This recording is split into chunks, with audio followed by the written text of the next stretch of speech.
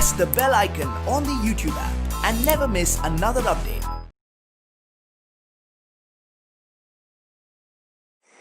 In the previous class, we have discussed about the concept of displacement current, the inconsistency in Ampere's circuital law, and modification to Ampere circuital law made by Maxwell, and that modified Ampere circuital law, is called, Maxwell's Ampere circuital law.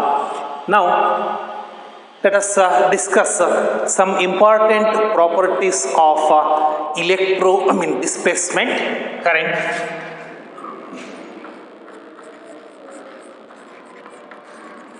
Important properties of displacement current.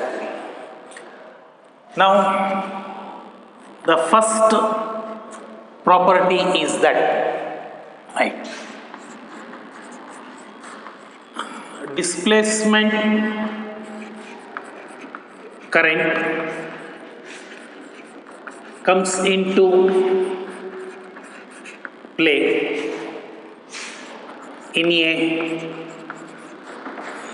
region where electric field or electric flux is changing with time. The second property is that displacement current does not exist in a region where electric field is constant or electric field is not changing with time. Now, the displacement current is not a conduction current. Conduction current is one that flows through a conducting wire due to the flow of electric charges, and of course in metallic conductor it is free electrons under a constant potential difference. But displacement current is that current that exists or comes to play in a region of space, maybe in free space or in any dielectric medium, where electric field is changing with respect to time, or electric flux is changing with respect to time. Both are one and the same, The number of electric lines passing normally through a surface constitutes an electric flux, That is the point, the origin of displacement current, It arises in a region only when there is a changing electric field with time. Now, second one, displacement current does not exist in a region where electric field is constant, That is, electric field is not changing, That means in a steady condition there is no, the displacement current. That means in steady condition electric field remains constant, does not change with respect to time, and there is no displacement current. For example, we take when we have a capacitor connected to a battery and a key, So here in uncharged capacitor. If the uncharged capacitor is there, then right, the electric field is equal to 0 and displacement current is equal to 0, right, between the plates, right. During charging or discharging, during charging or discharging of the capacitor, right, electric field changes and the displacement current exists. When, right, capacitor is completely charged, when capacitor is completely charged, then so electric field becomes constant, right, that is equal to sigma by epsilon naught. Now there is no further increase in the charge or further increase in electric field with time, in that case is equal to 0. Only during the discharging and charging of capacitor, electric field in the region of space between the two plates of the capacitor changes and the displacement current comes into play.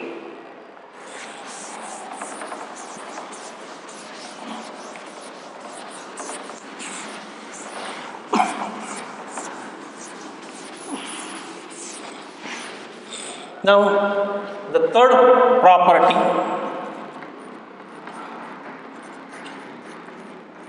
displacement current does not flow through a conducting wire. That is, right, no, right, or we can write, now, the displacement current in a conductor is 0, but when a constant potential difference is applied to a conducting wire, there will be a constant electric field, right, that E is equal to V by L. That constitutes the flow of electric charges, thereby constituting conduction current. That means in case of a conducting wire, right, there is no, right, displacement current. Now the fourth and very important property, right, here displacement current ID and conduction current in a circuit are individually discontinuous, but together, right, they have the property of continuity. Together they have the property of continuity. Suppose we are having a capacitor connected to a battery and a key. When the key is on, right, a conduction current flows through the wire, right, from positive terminal to negative terminal. Now a displacement current, right, flows, right, between the plates of the capacitor. Now if I take individually the displacement current, it is starting from the plate Q through the conducting wire, key and battery, it flows through this one. It is not continuous. But the displacement current is discontinuous because it flows from plate P to plate Q, right? So separately taking, IC is discontinuous, right? And ID is discontinuous. But when we consider the total current in the circuit, IC plus ID, total current. So when we take this total current IC plus ID, right, we are starting from this one minus negative plate to Q. This is IC plus ID, right? So displacement current and conduction current, when they are together, right, they have the property of continuity. Therefore, the total current in the circuit IC plus ID is continuous. However, separately IC and ID are, right, not continuous.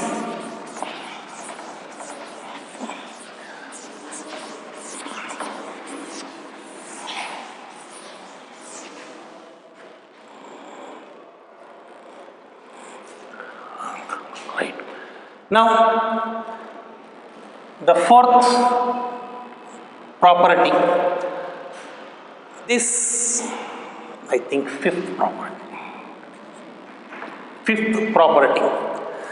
Now, in a circuit, both conduction current and displacement currents are, right, always equal when they exist in different parts of the same circuit, right? Now, displacement current and conduction current are always equal. ID is equal to IC. The condition is there. When they exist at different parts of electrical circuit, right? Now, previously, when we take the case of charging of a capacitor, IC and ID exist at different parts. IC exists in conducting wires, but not between the plates. ID is existing between the plates, but not in the conducting wire. But the magnitude of conduction current is always equal to magnitude of displacement current, right? So remember, this is a very important concept. It is in a given circuit. So if we consider different electrical circuits, then is capacitor 1 is charging, capacitor 2 in another circuit is charging, capacitor C3 in another circuit is charging. In these cases, right, in 3 circuits, conduction current may not be equal to displacement current, but in a single circuit, conduction current is always equal to, right, displacement current. Now, the sixth property. Now, displacement current produces magnetic field just as conduction current produces magnetic field. Right.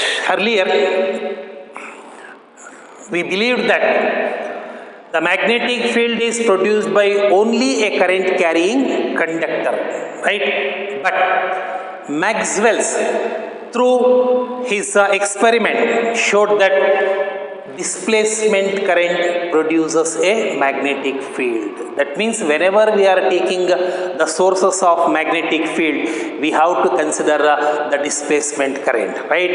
That means not only a current carrying conductor or charge in motion produces electric current, magnetic field, but also, right, the displacement current, right, due to the change of electric field with time produces a magnetic field. That means a time varying electric field produces a magnetic field.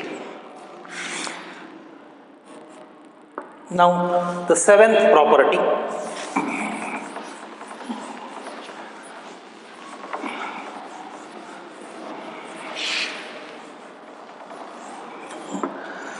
seventh one important, magnetic field produced by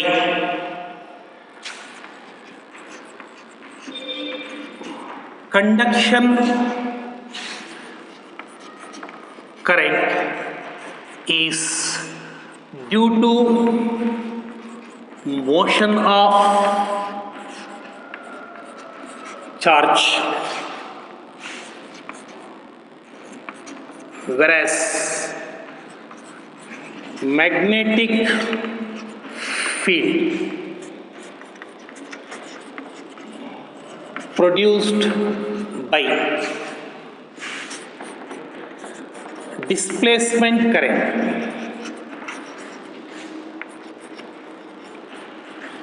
is due to the time rate of change of electric field. So here both conduction current and displacement current produce magnetic field, but the difference is magnetic field produced by conduction current is due to the motion of charge through a conductor, and magnetic field produced by displacement current is due to the time rate of change of electric field, right? And these seven are the important properties of displacement current.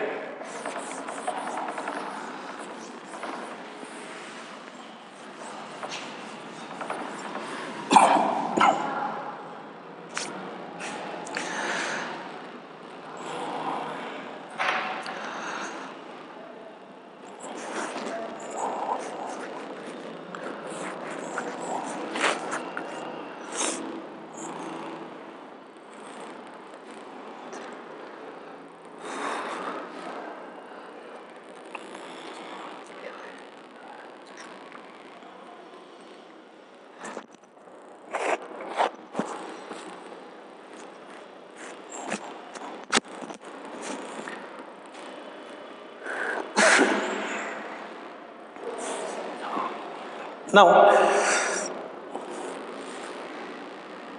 let us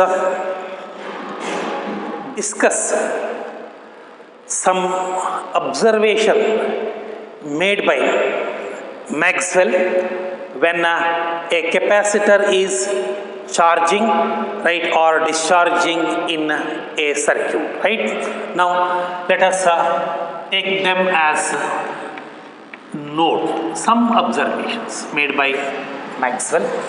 Now here, now let us consider a capacitor with plates P and Q, with plates P and Q, now connected to a battery and a key. So when a battery is, capacitor is charging, it is connected to a battery. When a capacitor is discharging, a fully charged capacitor is connected to a resistor. when charged capacitor is connected to resistor, there is a discharging of the capacitor, charge and field decrease. But when it is charging, charge and field increase. Now this is positively charged plate, this is negatively charged plate. Now there exists an electric field between the plates of the capacitor due to charge on the plates of the capacitor. We know that the direction of electric field is always from positive charge towards negative charge. Now this is the direction of electric field here, right? Direction of electric field, right? And now if we take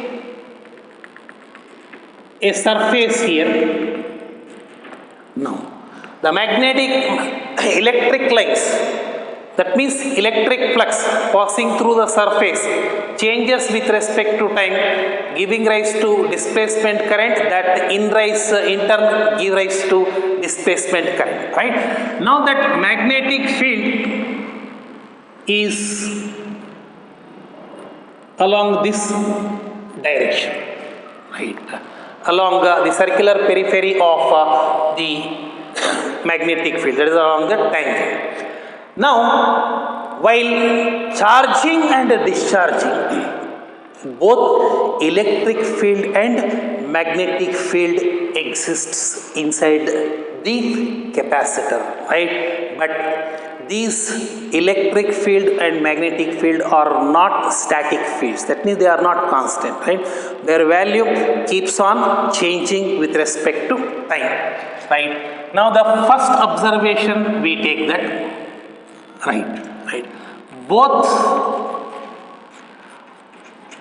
time varying electric field and magnetic field, right, exist in the region of space between two plates of capacitor when the capacitor is charging or discharging. The capacitor is charging or discharging, right? Now here one thing I would like to say that when the capacitor is uncharged, the charge is zero, electric field is zero, magnetic field is zero between the two plates. When we start charging the capacitor, right, the charge increases, electric field increases, inducing a magnetic field that also changes with respect to time. During discharging also the same thing happens. There is an existence of electric field and magnetic field. When capacitor is completely charged, right, to its maximum potential, then the electric field remains there. It is not equal to zero. E is equal to sigma by epsilon naught, right? Remains constant, but there is no existence of magnetic field because there is a steady state condition. That is, electric field is not changing with respect to time. Now regarding direction, you see the direction of electric field is perpendicular to the plane surface, right? Plane surface means the planes of the plates, and the direction of magnetic field is perpendicular to electric field. So direction of electric field is perpendicular to, right, planes of plates and direction of magnetic field is perpendicular to direction of B. Suppose if I represent them like this is the direction of electric field along x-axis. This is the direction of magnetic field. The y represents, right, in Cartesian coordinate system. There is no other significance. Just x indicates the direction is along x-axis. Y is indicating that the direction of magnetic field is along the y-axis. That means, right here, electric field and magnetic field are mutually perpendicular to each other. Right. So that electric field and magnetic field are mutually perpendicular to each other inside a charging or discharging capacitor.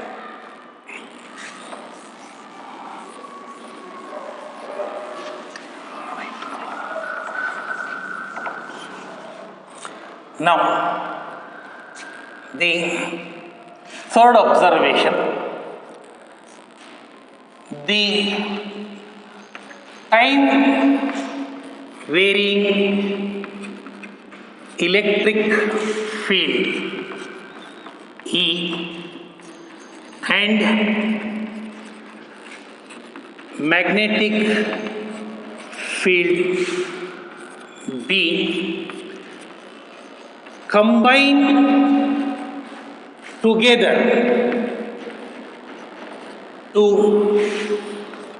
produce electromagnetic wave. Right.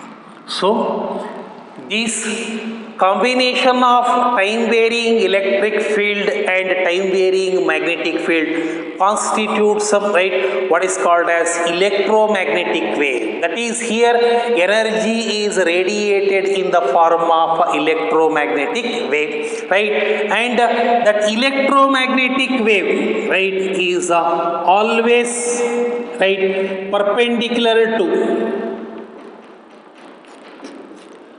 both, right, the directions of magnetic field and electric field, right? Here this electric field and magnetic field, suppose we take a progressive wave, for example like sound waves.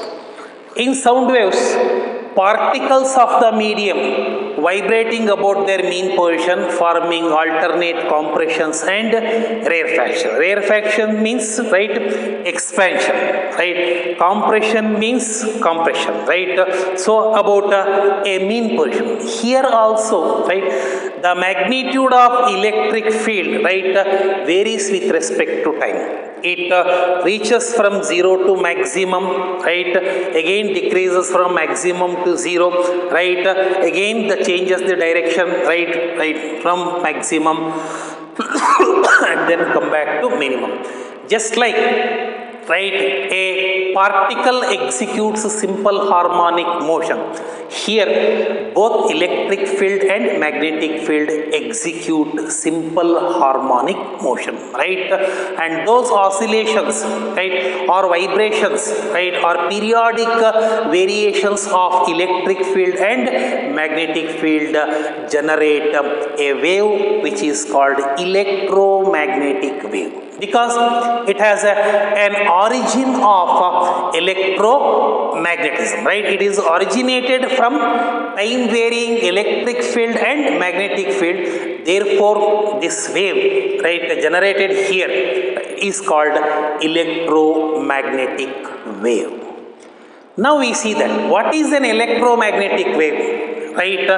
An electromagnetic wave consists of oscillating electric fields field and magnetic fields which are mutually perpendicular to each other, right, and propagates along a direction perpendicular to both electric field and magnetic field, right.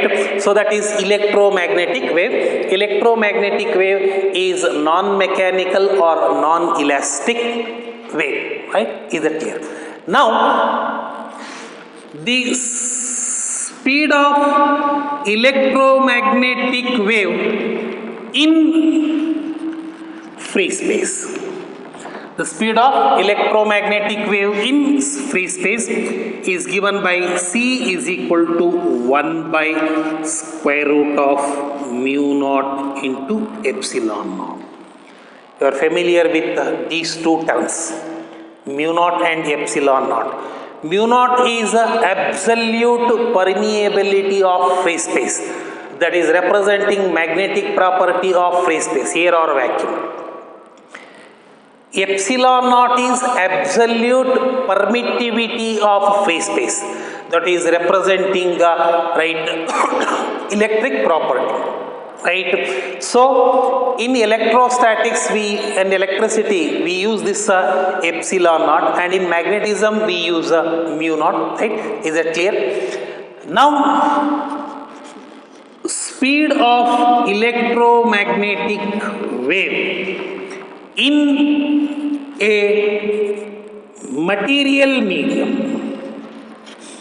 In a material medium, maybe glass, water or any transparent medium through which electromagnetic wave can propagate, or a medium which is transparent to electromagnetic wave, that speed of electromagnetic wave V is equal to, right, it is 1 by square root of mu and epsilon, where mu is permeability of the medium, epsilon is permittivity of the medium, or V is equal to 1 by square root of this mu is equal to mu naught into mu r, where mu r is relative permeability of the material.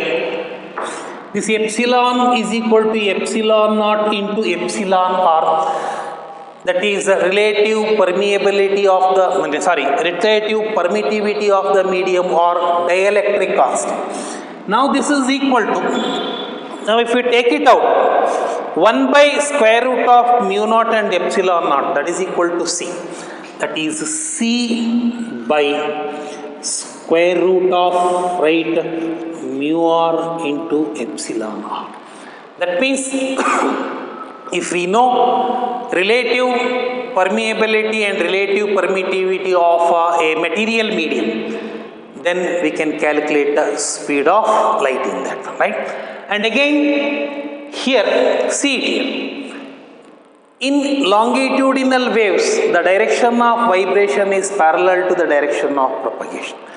But see here, in this case, right, the wave is propagating along the z direction. Magnetic field is vibrating along y direction and electric field is vibrating along x direction, right? So what type of wave it is? Of course, it is a transverse wave, right? A wave in which vibrations are perpendicular to the direction of propagation are called transverse wave. Therefore, the electromagnetic wave is a transverse wave.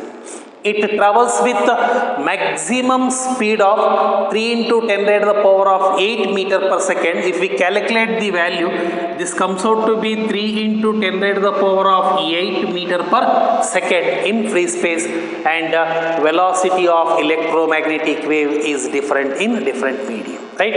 And then here both electric field and magnetic field are vibrating. The frequency of vibration is same for both electric field and magnetic field, that is important, and at the same time both of them are in phase. Both electric field and magnetic field are vibrating in phase, right? Is that clear?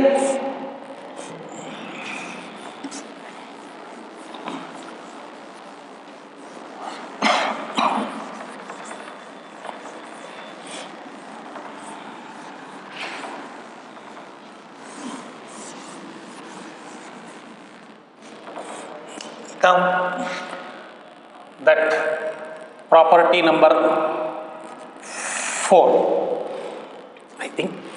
Now, the property number 4, here that electric field and magnetic field produce electromagnetic wave which travels with speed of light c in vacuum or free space. Now, here the ratio of magnitude of electric field to magnitude of magnetic field at any instant is equal to speed of electromagnetic wave. At any instant of time, the ratio of magnitudes of electric field and magnetic field is always equal to speed of electromagnetic wave. That means here speed of electromagnetic wave is equal to magnitude of electric field and by magnitude of magnetic field, that is C is equal to E by B or E by B is equal to C. Right. This gives the relation between electric field and magnetic field when they are existing together, right? Or this E is equal to C into B. Now, the relation between electric field and magnetic field, right, is E is equal to C into B, where C is the speed of light in vacuum. And of course, in any other material medium, we know that the magnitude of electric field and magnitude of magnetic field in a region, right, depends upon, right, the medium in that region. Their values are different in different media for the same source, right.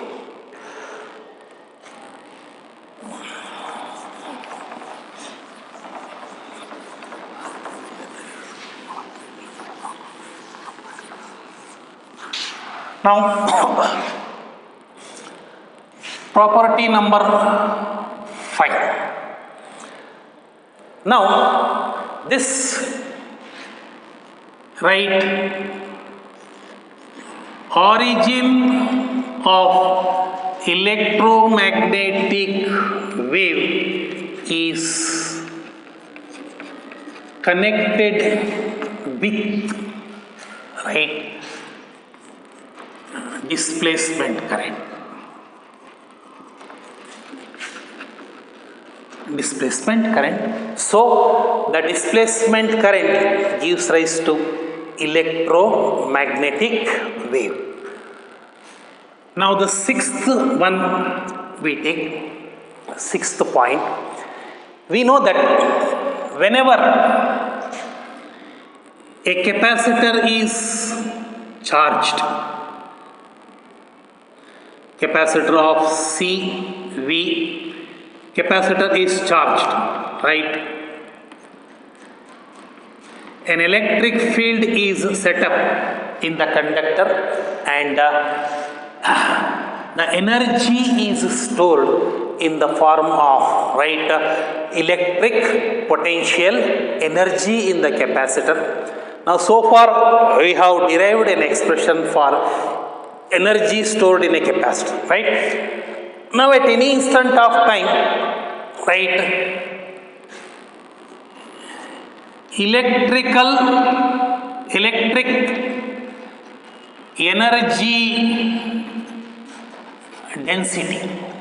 energy density, right, U, we will take average electrical energy density, we will take it as UE, right, it is equal to, right, half epsilon naught E square, where epsilon naught is permittivity of a free space and E is electric field Let us take it as equation number 1, right? Now this can be obtained here easily. Now UE is equal to, that is energy by volume. Energy density means it is the energy per unit volume. Electrical energy density means electrical energy per unit volume. Now this is equal to electric energy, sorry, not electric field, it is electrical energy per unit volume. Now this is equal to, right, half CV square, where V is potential difference, here V is volume. Now volume of the space between the two plates, it is area into, right, distance between the plates. This is equal to half into, right, capacitance of parallel plate capacitor, right, epsilon naught A by D into V square by AD. Now A get cancelled. Now this is of epsilon naught, right, V square by D square, right. Now that as E is equal to V by D, right, U is equal to half epsilon naught V square by D square is equal to E square, right. This is the average energy density of right, electric field, or average electrical energy density.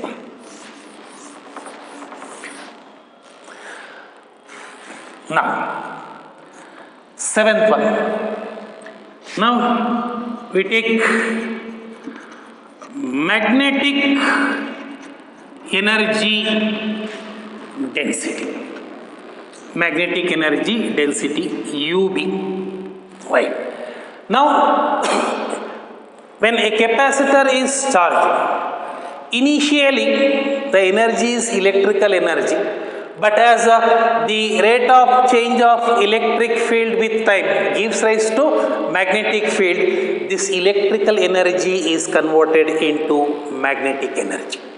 Now according to law of conservation of energy, energy can neither be created nor be destroyed. That electrical energy, magnetic energy, right, must be equal to, right, electrical energy, right. So initially, right, we are having electrical energy that is gradually converting into, right, magnetic energy, right. That is the magnetic energy is equal to electrical energy, or UB is equal to half epsilon naught E square. But we have, right, E is equal to CB, because C is equal to E by B, and C is equal to 1 by square root of mu naught epsilon. C is equal to 1 by square root of mu naught epsilon naught. Therefore, this UB is equal to half into epsilon naught into, right, C square into B square, or this is equal to half into, right, epsilon naught into, right, this C square is equal to 1 by mu naught epsilon naught into B square. Now what get cancelled? Epsilon naught get cancelled. So the average magnetic energy density is half B square by mu naught. Let us take it as equation number 2. Generally, equation number 2 and equation number 1 and 2 give electrical energy density and magnetic energy density under static condition. That means when electric field is constant and magnetic field is constant, right. Generally we are taking, but when we take electromagnetic wave, right, where the electric field and magnetic field both exist, then what happens to this energy?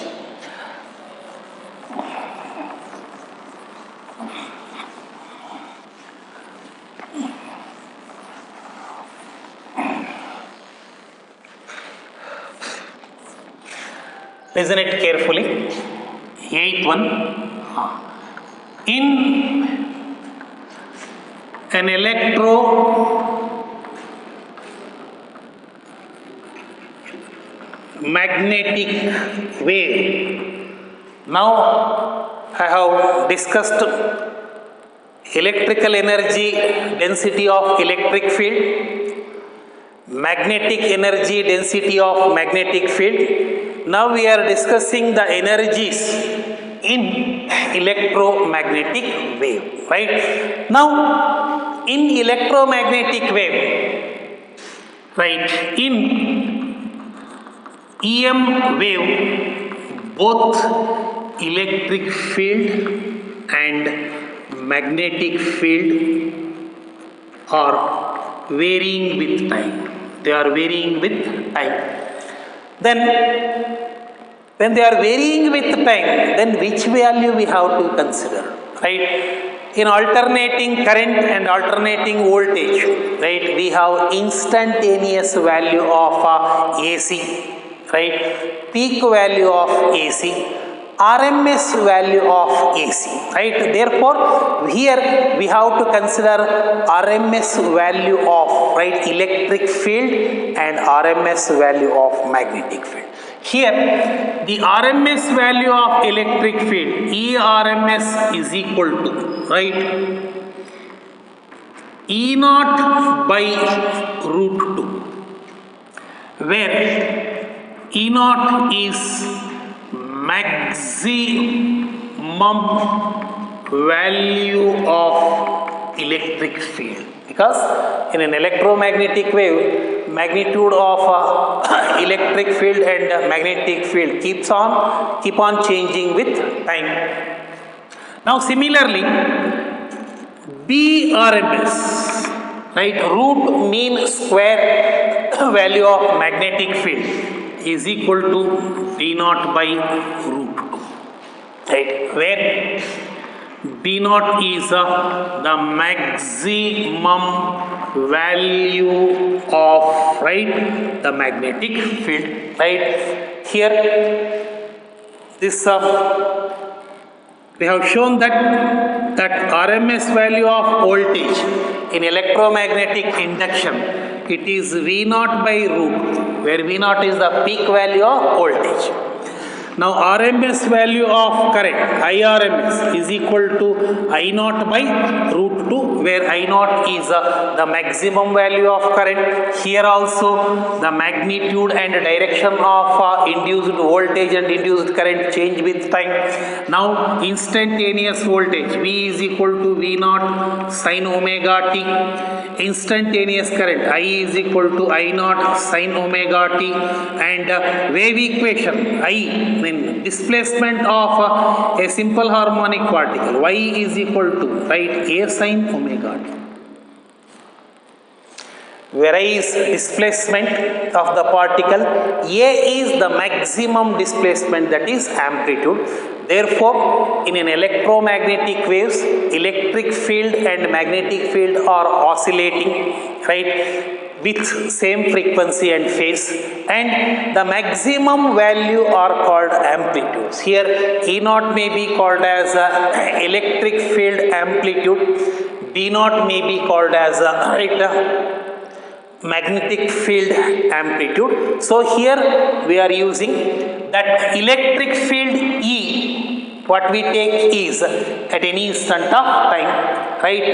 But here this E can be written by, we will discuss in the next class, right, when we are discussing actually going to electromagnetic waves. We are in the beginning of the electromagnetic waves, right? Is that clear? Here we are considering the two values, RMS value and peak value, right? Now, right, so A, all right, so average, right, electric energy density, right, that we need to find UAVE,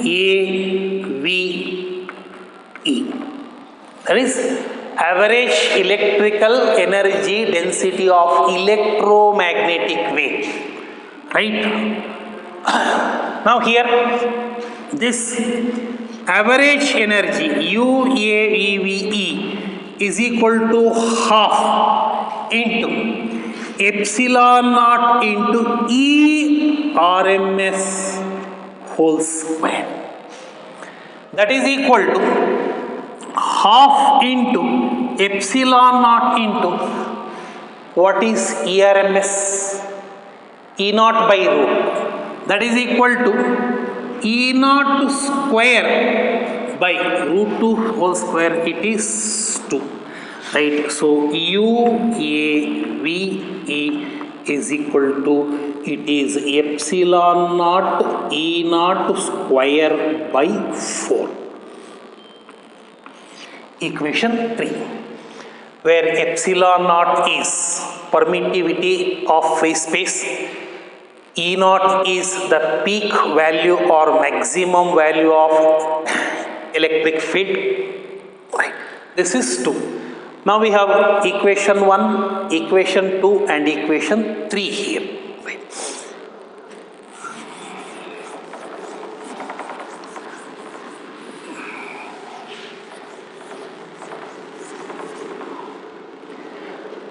Now B, that is magnetic energy density. UAVB, that is UAVB means average magnetic energy density. Now this average magnetic energy density is equal to half, right, B RMS square by mu naught, because UB is equal to, right, 1 by 2 into B square by mu naught. We have shown that this is equal to half into, right, B naught B RMS whole square. This is B naught square by 4. Sorry, 2 into mu naught, right, or UAVB is equal to, it is B naught square by 4 mu naught. This is equation 4. So equation 3 gives average electrical energy density in electromagnetic wave, and equation 4 gives average magnetic energy density in electromagnetic wave. Right? Is that clear? Now we have UAVE is equal to half epsilon naught E naught square, and UAVB is equal to, right, B naught square by, answer, this is 4 mu naught.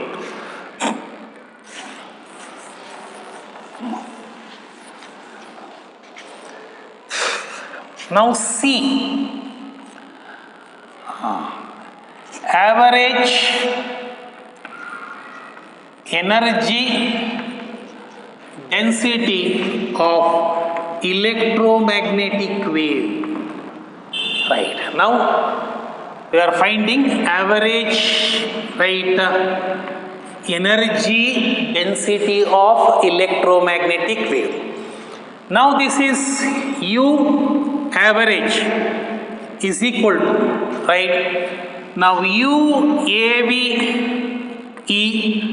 plus UAVB. It is the average electrical energy density plus average magnetic energy density. And we know that UAVE is equal to UAYB. We have shown that, right, UB is equal to UE, right? So both are equal. Therefore, we can take it as either this is equal to 2 UAVE is equal to 2AAVB, or UAV is equal to, taking that 2, what is UAV, into half epsilon naught E naught square. This is equal to, not half, this 1 by 4. This is equal to 2 into B naught square by 4 mu naught, or U average is equal to, right, epsilon naught E naught square by 2, which is equal to B naught square by 2 mu naught. This is equation 5 we get, right? So we have discussed electrical energy density, magnetic energy density, and of course in static condition, and now electrical energy density in electromagnetic wave given by equation 3, magnetic energy density in electromagnetic wave, right, that is equation 4, and equation 5, average electrical energy density in, right, electromagnetic wave. Now these equations are very important as far as the competitive examination is concerned. So just this equation is sufficient. This is equation 1, equation 2, equation 3, equation 4, equation 5. You remember that one, right? Just I have explained how we can arrive at those equations, right?